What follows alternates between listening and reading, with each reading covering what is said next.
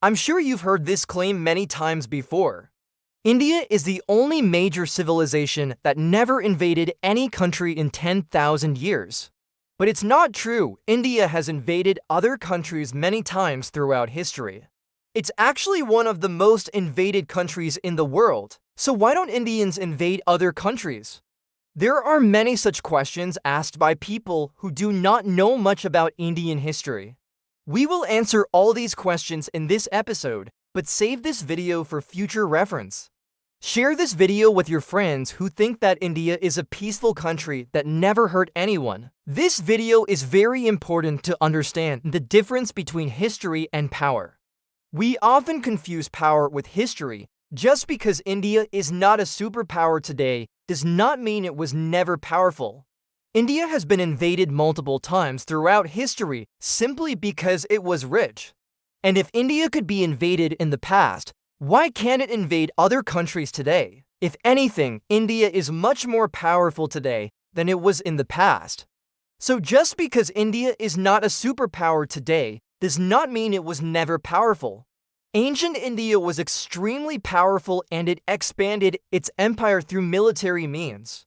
The first empire to rule most of the Indian subcontinent was the Mauryan Empire founded by Chandragupta Maurya. He conquered most of northern and central India and even parts of Pakistan and Afghanistan. After him, his grandson, Ashoka the Great, took the empire to its peak. He ruled most of the Indian subcontinent and some parts of Southeast Asia. His empire was extremely powerful and he used this power to expand his kingdom. When Ashoka came to power, he was a ruthless emperor. He expanded his empire through military means. But after the Kalinga War, he became a pacifist. He was one of the most powerful emperors in Indian history. But nobody talks about his invasions. The next powerful empire was the Gupta Empire. They ruled most of northern and central India during the classical period. The Gupta Empire is considered to be a golden age in Indian history, but they too expanded their empire through military means. The Guptas were ardent followers of Hinduism and they spread their religion across the subcontinent. After the Guptas, there were many powerful kingdoms like the Cholas, the Chera, and the Pandyas. They ruled the Indian subcontinent for hundreds of years. These kingdoms were powerful and wealthy, and they expanded their territories through military means. The Chera, Chola, and Pandya dynasties were contemporaries. They often fought with each other to expand their territories. They also competed with the Senas and the Deccan kings. It was a time when kingship was hereditary. But to become a king, you had to prove yourself in battle. You had to be a warrior king to lead your people. Most of these kings were warriors who expanded their territories through military means. Then came the medieval period. This was the time when India was ruled by foreigners. From the 7th century onwards, India was invaded by Central Asian Turks, the Arabs, the Persians, and the Mongols. Almost all of India's wealth was looted during this period. But there were some kingdoms that resisted these foreign invaders. The Cholas were one such kingdom.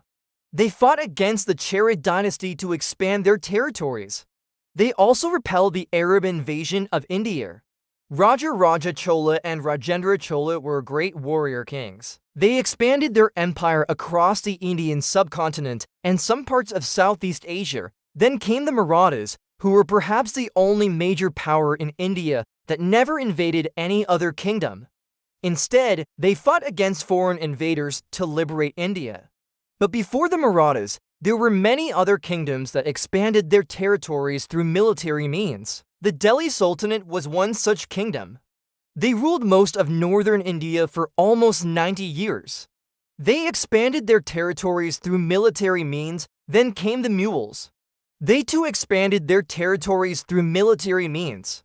In fact, Babur, the founder of the Mughal Empire, invaded India with the help of the Ottomans. The British would not have colonized India if it wasn't for the Mughal Empire.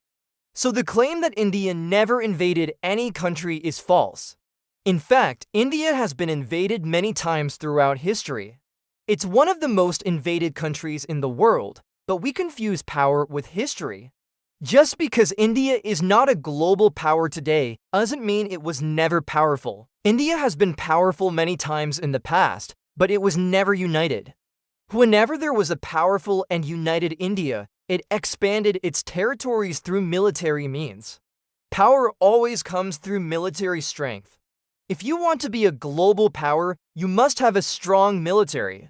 Without a strong military, no nation can survive, let alone expand its territories. But we Indians have a problem with our military. We discuss it in detail in this episode. Do watch it.